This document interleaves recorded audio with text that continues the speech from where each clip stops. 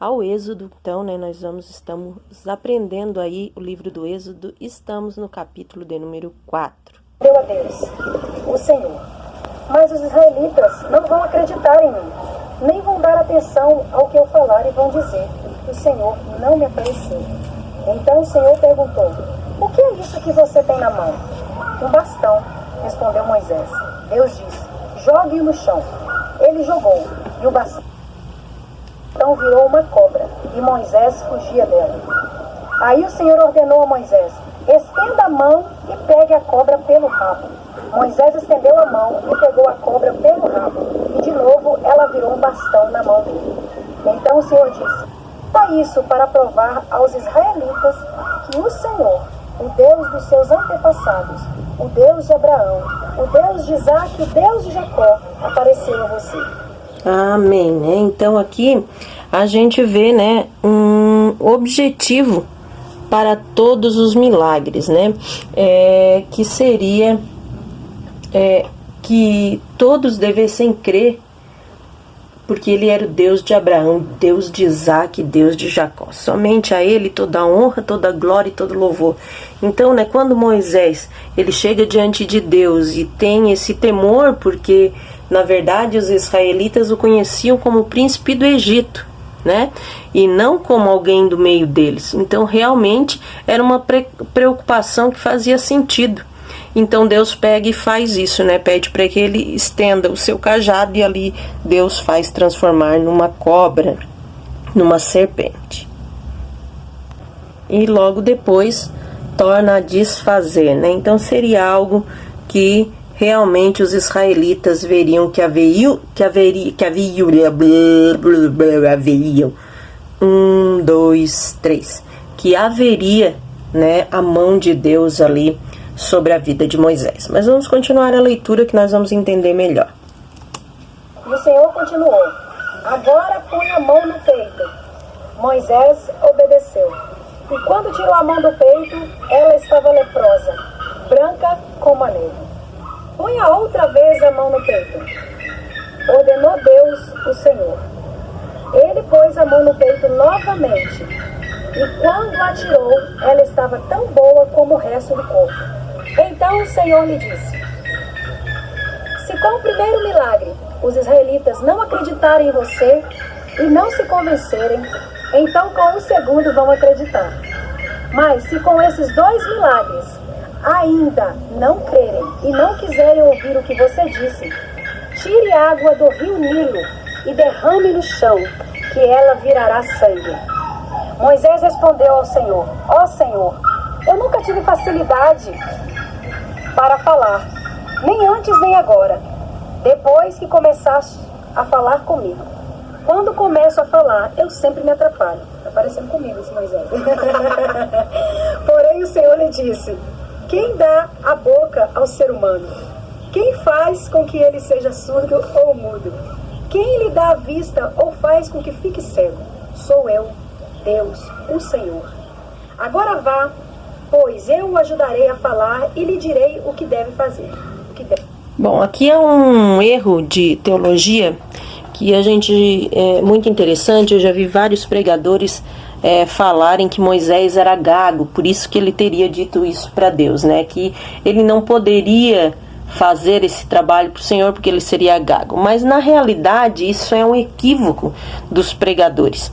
A palavra em hebraico para isso que Moisés está dizendo é essa, se você quiser anotar aí no seu caderno, é Hitz Devarim, ou seja, um homem de palavras, sem eloquência e sem palavras fluentes. Então esse era o significado. E não como muitos vêm a dizer que ele era gago. Moisés não tinha nenhum problema de gagueira. Moisés era assim uma maneira de falar meia bruta, né? Ele não era eloquente, ele não era sábio nas palavras, ele não tinha palavras fluentes. Então era isso que ele estava querendo dizer, que ele não era um bom locutor, um bom palestrante, alguém que sabia falar bonito. E nada a ver com ser gago. Então aqui é um erro muito grande que os pregadores vem pregar, né, tentando dizer então que Moisés era gago. Mas você que está fazendo esse nosso curso, você tem aí algo agora muito interessante que você aprendeu hoje. Moisés não era gago, ele era Hitz-Devarim, ou seja, um homem de palavras sem eloquência. Então você, quando for pregar a palavra, você já não vai mais cometer este erro, ok? Viu como é importante nós estarmos estudando a Bíblia versículo por versículo e fazendo um curso? Aí você, né, corre menos risco de estar falando coisas erradas em cima de um púlpito ou pregando para alguém, ok? Mas vamos continuar a nossa leitura. Deve dizer. Aí Moisés pediu: não, Senhor, por favor, manda outra pessoa. Então o Senhor ficou irritado com Moisés e disse: por acaso Arão, o levita, não é seu irmão? Eu sei que ele tem facilidade para falar. Além disso, ele está vindo para encontrar com você e vai ficar contente ao vê-lo. Você falará com Arão e lhe dirá o que ele deve dizer. Eu o ajudarei a falar e direi o que você deve fazer. Arão falará ao povo em seu lugar. Ele será o seu representante e falará ao povo por você. E você será como Deus para ele, explicando o que ele deve dizer. Leve este bastão, porque é com ele que você vai fazer os milagres. Moisés volta ao Egito. Então Moisés voltou para a casa de Jetro, seu sogro, e disse: deixe que eu volto para visitar os meus parentes no Egito. Quero ver se eles ainda vivem. Vá em paz, respondeu Jetro. Bom, aqui nós vimos então que Deus dá as coordenadas e Moisés então volta até o seu sogro e pede a opinião dele e ele concorda, dizendo para ele: vá em paz. Com a permissão de Jetro, né, seu sogro, então Moisés se prepara para partir de volta ao Egito. Aqui nós vimos que o próprio Senhor já avisou que Arão estava vindo atrás de Moisés. Não se sabe o real motivo que Arão saiu atrás de Moisés, né?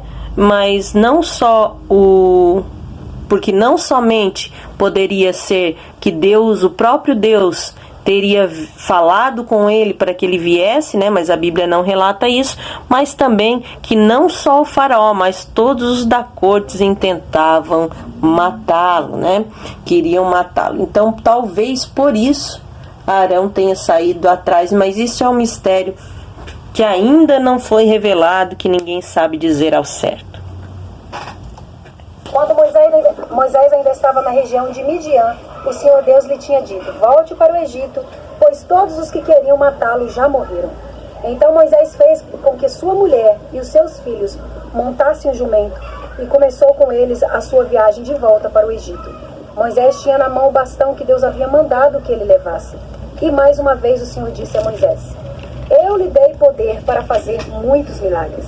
Quando você voltar para o Egito, esteja pronto para fazê-los diante do rei daquela terra. Mas eu vou fazer com que ele fique teimoso e não deixe o povo de Israel sair de lá. Então você lhe dirá que eu, o Senhor, digo o seguinte: Israel é o meu primeiro filho. Já lhe disse que deixe o meu filho sair a fim de me adorar. Mas você não deixou, e por isso eu vou matar o seu filho mais velho.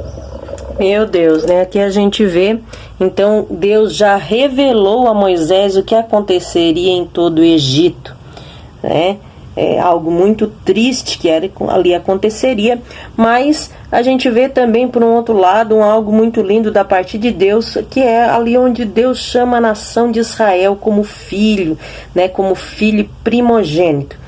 Então, porque Faraó entenderia a importância disso. Por isso que ele chama a nação de Israel de filho e de primogênito. Porque esse próprio Faraó entenderia a importância disso, pois ele mesmo era chamado de Horus Vivo, o filho de Ra, ou seja, o filho amado do seu Deus. Deus estava dizendo para Faraó que amava tanto a Israel como ele amava o seu primogênito. Era essa a intenção de Deus ao chamar, né, Israel de filho, que Moisés e Arão falassem a Faraó desta maneira, para que ele entendesse a importância do povo para Deus. Durante a viagem para o Egito, num lugar onde Moisés e a sua família estavam passando a noite, o Senhor se encontrou com Moisés e procurou matá-lo. Aí Zípora, a sua mulher, pegou uma pedra afiada, cortou o prepúcio de seu filho e com ele tocou o pé de Moisés e disse: você é um marido de sangue para mim. Ela disse isso por causa da circuncisão. E assim o Senhor deixou Moisés viver. Nesse meio tempo, o Senhor disse a Arão: vá se encontrar com Moisés no deserto. Bom, aqui nós vimos um fato também isolado acontecer, né? Se nós formos olhar no original no hebraico, não aparece nessa passagem o nome de Moisés, né? Na qual, quando fala ali que queria matá-lo, não era propriamente a Moisés, porque o alvo então seria Gerson, né? Porque Moisés não teria tido esta oportunidade, né, de estar falando tanto com Deus sem ser circuncidado, né? Ele já tinha sido circuncidado, até mesmo por ser circuncidado com a sua irmã, com a sua mãe hebreia, né? Quando lembra lá no começo da história, quando ele ficou com a sua própria mãe, ele ficou um tempo lá com os seus familiares, que a sua própria mãe estava cuidando dele para a princesa. Pois então, naquela época já ele tinha sido circuncidado, porque eles faziam isso até mesmo antes da princesa ter encontrado, porque por volta de 7 dias, quando a criança tinha 7 dias, eles já faziam esse ritual da circuncisão. Então provavelmente Moisés já era circuncidado, mas ele não fez isso com seu filho Gerson, por conta da sua esposa, que achava essa tal atitude tão sanguinária, né? Então, por amor a ela e por não querer contrariá-la, ele então resolve deixar os seus filhos sem a circuncisão. Nós podemos ver também no Talmud babilônico, no Tratado Nedarim 32, já vai dizer uma outra teologia. Vai dizer lá no Talmud que Satã queria matar Gerson. Já na versão grega da Septuaginta, nós vamos ver lá que vai dizer que o Ângelus Kyrior, ou seja, o ângelo do Senhor não. Corta essa parte. 1, 2, 3. O anjo do Senhor que queria matá-lo, né? E já no aramaico, então, o anjo da morte. Também no Pentateuco samaritano nós vemos Mimena, ou seja, aos pés dela. Por quê? Porque era Zípora quem era retratada por uma espécie de exorcista que afugentava Javé. Então essas são várias teologias, né, que se surgiram através desse episódio aí. Então alguns teólogos acreditam que não era Moisés, mas sim Gerson, mas também alguns teólogos, por conta que ali está escrito Moisés, né, o nome de Moisés, eles acreditam que Deus queria matar Moisés. Mas nós entendemos, né, nós aqui da EJEC entendemos que ele queria matar era o seu filho mesmo, por conta da circuncisão, porque não faria sentido. Para que Deus tiraria Moisés do lugar onde estava para ser um libertador e mostrar a ele tudo o que aconteceria se Deus fosse matá-lo, não é mesmo? Mas isso é uma curiosidade bíblica, ninguém pode afirmar que era ou não era, porque não se tem base totalmente 100% correta, né? Então, mas nós estamos falando aqui para você o nosso pensamento e o que nós acreditamos que aconteceu. Ele foi e se encontrou com Moisés no monte sagrado e o beijou. Moisés contou a Arão tudo o que o Senhor tinha dito, quando havia mandado que ele voltasse para o Egito. E falou também dos milagres que Deus tinha ordenado que ele fizesse. Aí Moisés e Arão foram para o Egito e reuniram todos os líderes do povo de Israel. Arão contou-lhes tudo o que o Senhor Deus tinha dito a Moisés. E em seguida Moisés fez um milagre diante do povo. Todos acreditaram e, quando souberam que o Senhor tinha vindo até eles e tinha visto como estavam sendo maltratados, eles se curvaram e adoraram a Deus. Bom, aqui nós vimos então que eles seguem viagem, né? Eles se reencontram, os dois irmãos, e eles vão até o Egito, e lá acontecem todas as coisas conforme o Senhor falou, conforme. Então acontece tudo conforme o Senhor já havia falado a Moisés, né? Ali o povo começa a duvidar de Moisés, começa a duvidar que foi o Senhor que mandou ele. Ele faz aqueles milagres, ele lança então a sua vara que se transforma em serpente. Depois também faz ali, coloca a sua mão por dentro da sua roupa, ela sai leprosa e depois volta ao normal. Então o povo vem a acreditar em Moisés, né? E todo o povo, a Bíblia diz, que se inclinaram e adoraram ao Senhor. Bom, no próximo capítulo, não perca, nós vamos ver aí, nós vamos aprender o nome do Senhor. Você sabe qual é o nome do Senhor? Bom, na próxima aula você vai aprender isso. Quero encerrar aqui então mais uma vez, desejando que Deus abençoe a tua casa, a tua vida, a tua família, o teu ministério em nome de Jesus.